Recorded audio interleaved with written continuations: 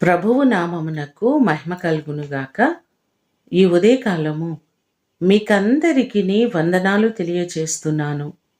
ఈ దినము మిమ్మలను బలపరుచు దేవుని మాట, నీవు సమృద్ధి గల చోటికి మమ్ము రప్పించి ఉన్నావు.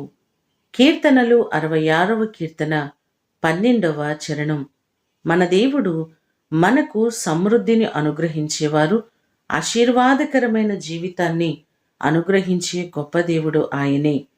యోబు గ్రంథము 36వ అధ్యాయము 31వ వచనములో చూస్తే, ఆయన ఆహారమును సమృద్ధిగా ఇచ్చువాడు అనే మాటలు మనకు కనబడుతున్నాయి. శ్రేష్టమైనటువంటి సమృద్ధి అయినటువంటి దీవెనల చేత మనలను ఆశీర్వదించే దేవుడు ఆయనే. ఇశ్రాయేలు ప్రజలను దేవుడు చూచి వారికున్నటువంటి కష్టములు, ఇబ్బందులు, శ్రమలన్నిటిలో నుంచి విడిపించి ఆయన మాట ఇచ్చినట్లుగాని పాలు తేనెలు ప్రవహించు దేశమునకు సమృద్ధి గల చోటికి ఆయన వారిని నడిపించినట్లుగా బైబిల్ గ్రంథంలో మనము చూడగలం. మీరు అనుభవిస్తున్న ప్రతి ఇబ్బందులు, ఆర్థిక సమస్యలు, వాటన్నిటి నుంచి దేవుడు మిమ్ములను విడిపించుటకు సమర్థుడై ఉన్నారు.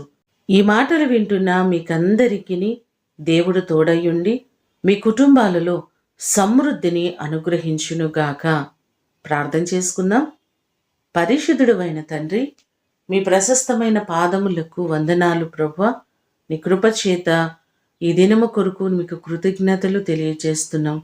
మా ప్రియులెల్లరినీ మీరు జ్ఞాపకం చేసుకొని ప్రతి వారిని మీరు ఆశీర్వదించండి. వారి కుటుంబాలను దీవించండి. వారి కొదువలను, కొరతలను సమస్తమును తీర్చి కుటుంబాల్లో ఆశీర్వాదమును, దీవెనను మీరు అనుగ్రహించండి.